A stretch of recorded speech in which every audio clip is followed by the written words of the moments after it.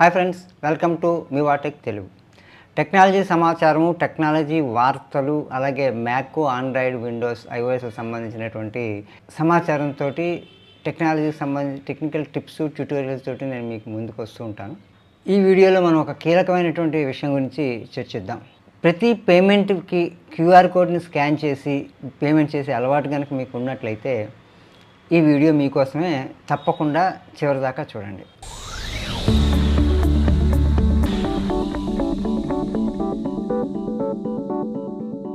మనకి ప్రస్తుతం నడుస్తుంది డిజిటల్ యుగం. ఈ డిజిటల్ యుగంలో ప్రతి ఆర్థిక లావాదేవీ కూడా డిజిటల్గానే సాగుతుంది. అంటే మొబైల్ ఫోన్ ద్వారా, ఇంటర్నెట్ బ్యాంకింగ్ ద్వారా, మొబైల్ బ్యాంకింగ్ ద్వారా మనం పేమెంట్లు చేయడానికి అలవాటు పడిపోయాం. ప్రధానంగా మనం చేసేటువంటి ఈ పేమెంట్ల పద్ధతుల్లో క్యూఆర్ కోడ్ స్కానింగ్ అనేటువంటిది ప్రధానమైంది. ఎక్కువ శాతం మనం షాపుల్లోనూ, హోటల్స్లోనూ, రెస్టారెంట్లోనూ, అలాగే చిన్న చిన్న రోడ్డు పక్క వెండర్స్ దగ్గర కూడా వెళ్ళి మనం క్యూఆర్ కోడ్ చేసి చిన్న చిన్న పేమెంట్లను కూడా మనం ఈ క్యూఆర్ కోడ్ ద్వారానే మనం పే చేస్తూ ఉంటాం. మీరు అలా చేస్తున్నట్లయితే మాత్రం ఇక నుంచి చాలా జాగ్రత్త పడండి. సైబర్ నేరగాళ్లు క్యూఆర్ కోడ్లను ఉపయోగించుకుని మన మీద అటాకులకు ప్రారంభించారు. దీనికి తాజాగా మనకి ఒక ఇన్వెస్టిగేషన్ ఆర్గనైజేషన్ విడుదల చేసినటువంటి డేటా మనకి ఖచ్చితంగా మనకి ఆలోచింపజేస్తుంది. 2022లో భారతదేశంలో 15,000 క్యూఆర్ కోడ్ ఆధారిత సైబర్ నేరాలు నమోదైతే 2023లో వాటి సంఖ్య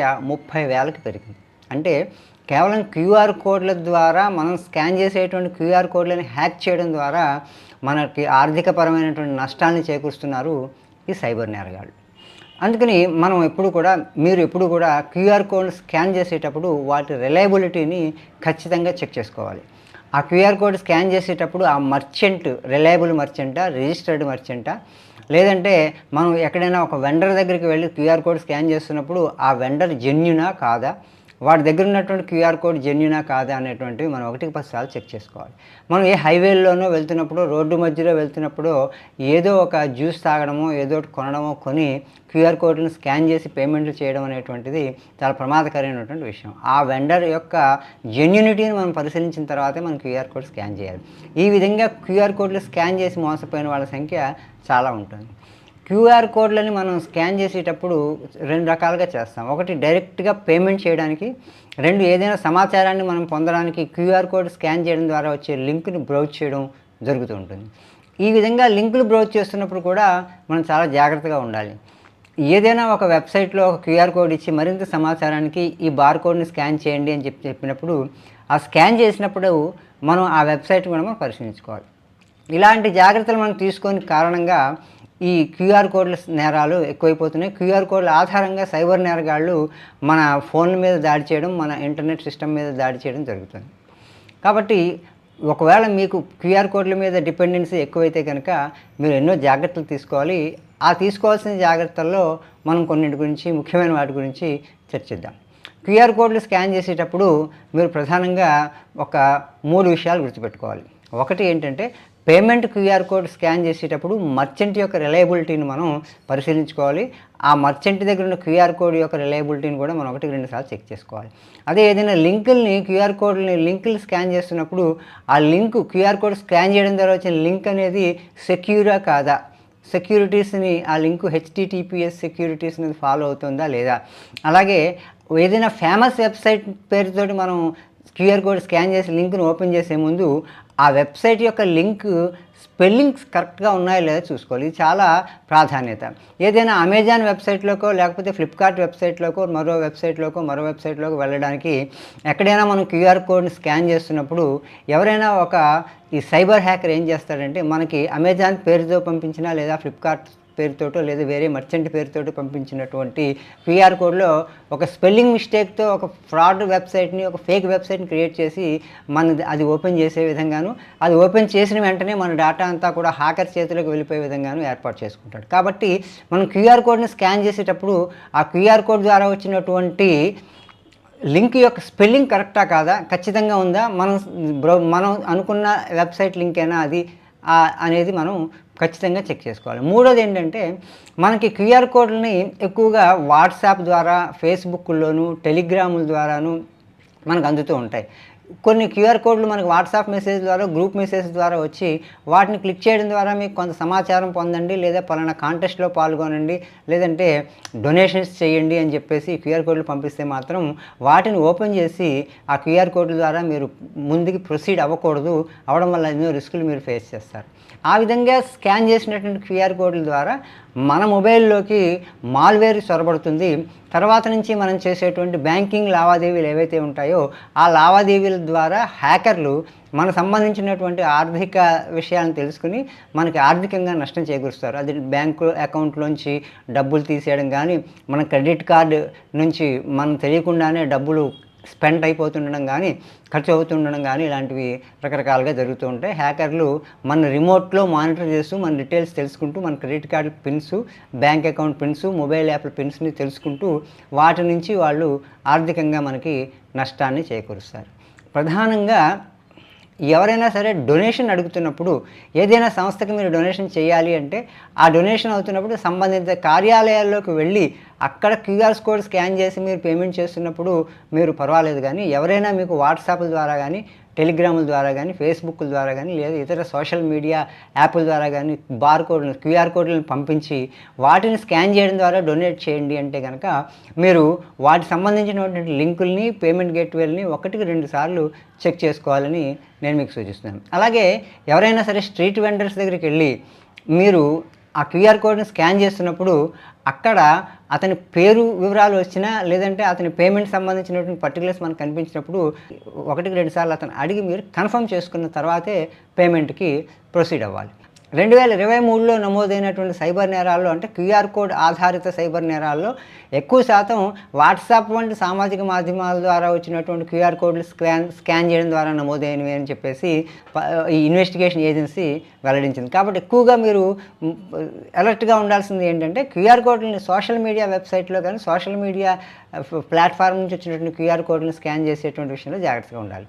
తాజాగా 2024 జనవరిలో అయోధ్య రామ మందిరానికి మేము డొనేషన్ వసూలు చేస్తున్నామని చెప్పేసి సైబర్ నేరగాళ్ళు ఒక క్యూఆర్ కోడ్ని చాలామంది సోషల్ మీడియా అకౌంట్లకు పంపించి డబ్బు రాపట్టడం జరిగిందని చెప్పేసి కూడా ఆ ఇన్వెస్టిగేషన్ ఏజెన్సీ గుర్తించింది. మేము అయోధ్య రామ మందిరానికి డొనేషన్స్ స్వీకరిస్తున్నాము, ఆ అయోధ్య రామ మందిరానికి మీరు కూడా డొనేట్ చేయండి అని చెప్పేసి క్యూఆర్ కోడ్లు పంపించడం, వాటిని స్కాన్ చేసి మనం పంపించిన డబ్బులు రామ మందిరానికి కాకుండా నేరుగా ఆ సైబర్ నేరగాడి అకౌంట్లోకి వెళ్ళడమే కాకుండా మన బ్యాంకుకి సంబంధించినటువంటి, మన ఫోన్కి సంబంధించినటువంటి కీలకమైన సమాచారం వాటి దగ్గరికి వెళ్ళడం కూడా జరుగుతుంది. అటువంటి నేరాలను కూడా చాలా వరకు ఈ 30,000లో చాలామందికి 50% వరకు out of 30,000 cases noted in 2023 సగానికి సగం కేసెస్ ఈ విధంగా వాట్సాప్ వంటి సోషల్ మీడియా మాధ్యమాల ద్వారా వచ్చిన క్యూఆర్ కోడ్లే అని చెప్పేసి తేల్చడం జరిగింది. కాబట్టి మీరు పర్టిక్యులర్గా టెలిగ్రామ్ కానీ, వాట్సాప్లో కానీ, ఈ ఫేస్బుక్లో కానీ, ఇంకా ఇలాంటి సామాజిక మాధ్యమాలు సోషల్ మీడియా ప్లాట్ఫామ్ నుంచి వచ్చినటువంటి క్యూఆర్ కోడ్లను స్కాన్ చేయకుండా ఉండడమే మంచిది. నేరుగా వాళ్ళని సంప్రదించి వాళ్ళ అకౌంట్ని, వాళ్ళ డీటెయిల్స్ని తీసుకుని మీరు డొనేషన్స్ చేయండి. ప్రత్యేకించి ఆన్లైన్ డొనేషన్స్ మీద మాత్రం మీరు చాలా జాగ్రత్తగా ఉండాలి, చాలా కనిపెట్టుకుని ఉండాలి ఈ క్యూఆర్ కోడ్లు స్కాన్ చేస్తున్న విషయంలో మాత్రం. మనం వినియోగదారులే కాకుండా కొంతమంది చిన్న చిన్న మర్చెంట్స్ కూడా క్యూఆర్ కోడ్ విషయంలో జాగ్రత్త వహించాల్సిన అవసరం ఎంతైనా ఉంది. ఎందుకంటే వాళ్ళకు ఒక క్యూఆర్ కోడ్ ప్రొవైడ్ చేయబడుతుంది, మధ్యలో ఎవరైనా సరే ఆ క్యూఆర్ కోడ్ని మార్చేసి అలాంటి క్యూఆర్ కోడ్నే దాని స్థానంలో పెట్టడం ద్వారా వాళ్ళకి స్కాన్ చేసి చెల్లించే డబ్బులంతా కూడా అన్నీ కూడా ఆ సైబర్ నేరగాడి ఖాతాలో పడుతుంటాయి. అలాగే టెక్నికల్గా క్యూఆర్ కోడ్లను ఎడిట్ చేసి వేరే క్యూఆర్ కోడ్లని ఆ ప్లేస్లో పెట్టడం, అదే క్యూఆర్ కోడ్లని రాంగ్ అడ్రస్గా డిజైన్ చేసి మనకి ఇవ్వడం, అలాగే క్యూఆర్ కోడ్లను మేము అందిస్తున్నాం, మేము బ్యాంకు తరపున అని చెప్పేసి వచ్చిన వాళ్ళు కొంతమంది సైబర్ నేరగాళ్ళు కూడా మనని బుట్టలో వేసుకుని మన మర్చెంట్స్ ప్లాట్ఫామ్ దగ్గర, మన బడ్డీల దగ్గర, మన ఈ వెండర్స్ దగ్గర ఈ క్యూఆర్ కోడ్ని డిస్ప్లే చేయడం జరుగుతూ ఉంటుంది. అలాంటి విషయాల్లో కూడా ఈ చిన్న చిన్న వెండర్లు చాలా జాగ్రత్తగా చూసుకోవాలి. ఎందుకంటే వాళ్ళకి ఎప్పటికప్పుడు బ్యాంకులో అమౌంట్ పడిందా లేదో తెలియదు. కేవలం యాప్లో వచ్చినటువంటి మెసేజ్ ద్వారానే, లేదంటే ఆ పర్టికులర్ వ్యక్తి ఇదిగో పేమెంట్ సక్సెస్ఫుల్ అనేటువంటి మెసేజ్ చూపించడం ద్వారా నాకు డబ్బులు వచ్చేసాయని చెప్పేసి అనుకుంటూ ఉంటారు. అలాంటప్పుడు కొన్ని సందర్భాల్లో అవి వాళ్ళ బ్యాంక్ అకౌంట్లో కూడా డిపాజిట్ అవ్వకపోవచ్చు.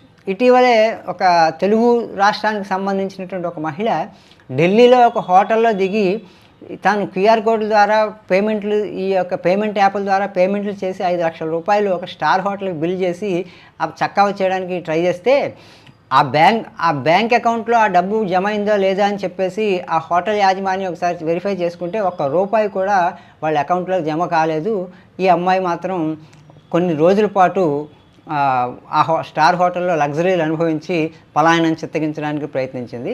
ఆ అకౌంటెంట్ ఆఖరి మూమెంట్లో బిల్ సెటిల్ చేసేటప్పుడు టోటల్ బిల్ అంతా కూడా క్రెడిట్ అయిందా లేదా అకౌంట్లోకి అని చెప్పి చెక్ చేసుకుంటే ఆ అకౌంట్లో ₹1 కూడా క్రెడిట్ అవ్వలేదు.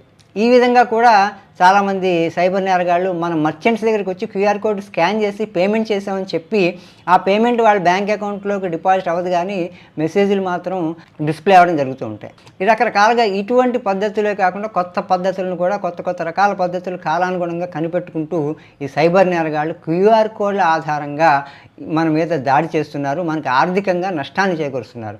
ఆ ఆర్థిక నష్టం అనేటువంటి లక్షల్లో ఉండొచ్చు, మనకున్న బ్యాంక్ బ్యాలెన్స్ని బట్టి అది కోట్లలో కూడా ఉంటుంది. కాబట్టి మీరు QR కోడ్లు స్కాన్ చేస్తున్నారా? తస్మాత్ జాగ్రత్త. మీరు చేసేటువంటి QR కోడ్ రిలయబుల్లా, అది సరైన సంస్థకు సంబంధించిందేనా, అది నేరుగా బ్యాంక్ అకౌంట్కి లింక్ అయి ఉందా, ఆ మర్చెంట్ బ్యాంక్ అకౌంట్ లింక్ అయిందా, లేదా సైబర్ నేరగాడి చేతిలోంచి వచ్చినటువంటి QR కోడ్ అనేటువంటిది 1కి 10 సార్లు చూసుకుని మీరు ఆ QR కోడ్ని స్కాన్ చేయండి. నేను చెప్పిన పద్ధతులను మీరు పాటించండి.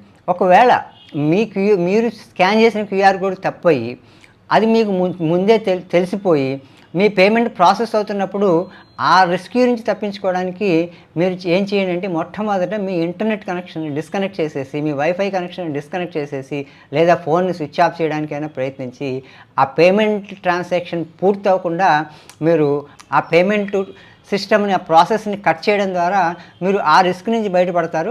ఇమీడియట్లీ ఆ తర్వాత మీ బ్యాంకులుగా ఉన్నటువంటి ATM కార్డుల పిన్నులు, బ్యాంక్ యాప్ల పాస్వర్డ్లు, అలాగే ఇంకా మీరు ఏదైనా సరే ఫైనాన్షియల్ ఆర్గనైజేషన్స్కి పెట్టుకున్నటువంటి సీక్రెట్ కోడ్స్ని ఏమైనా ఉంటే వెంటనే మార్చేసుకుని మళ్ళీ అదే హ్యాకర్ మీ మీద దాడి చేసి మీ అమౌంట్ని తస్కరించకుండా జాగ్రత్త పడడం ఒకటే మార్గం. ఒకవేళ అలా కూడా జరిగిపోయి మీ పేమెంట్ కట్ అయిపోతే కనుక వెంటనే వెళ్ళి సైబర్ నేరాలను అదుపు చేసేటువంటి డిపార్ట్మెంట్ విభాగాన్ని సంప్రదించండి. అలాగే ముందుగా మీ బ్యాంక్ మేనేజర్ని సంప్రదించి మీకు జరిగిన నష్టాన్ని, అన్యాయాన్ని వాళ్ళకి వివరించి మీ కార్డుని, మీ బ్యాంక్ అకౌంట్ని లేదా మీ ఇంటర్నెట్ బ్యాంకింగ్ వ్యవస్థని తాత్కాలికంగా బ్లాక్లో పెట్టి ఆ స్కామ్ అంతా కూడా సెటిల్ అయిన తర్వాత మీరు కొత్త పాస్వర్డ్లతో తిరిగి ఆ నెట్వర్క్ని రిస్టోర్ చేసుకోవడం ద్వారా మళ్ళీ ఫర్దర్గా మీరు మోసపోకుండా జాగ్రత్త పడవచ్చు. కాబట్టి QR కోడ్లు స్కాన్ చేసే విషయంలో మాత్రం మీరు పలు జాగ్రత్తలు తీసుకోవాలి.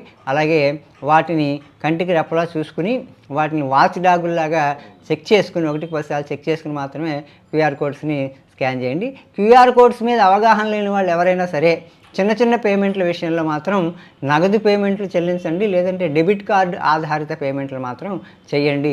ఇది శ్రేయస్కరమైనటువంటి మార్గం. మరో ఆసక్తికరమైన విషయంతో మీ ముందుంటాను. మీరు మా ఛానల్ కొత్తగా చూస్తున్నట్లయితే సబ్స్క్రైబ్ చేసుకోండి. అలాగే మా వీడియో మీకు నచ్చినట్లయితే లైక్ చేయండి. మీ బంధుమిత్రులతో మాత్రం షేర్ చేసుకోవడం మర్చిపోకండి. మరో వీడియోతో మిమ్మల్ని మళ్ళీ కలుస్తాను.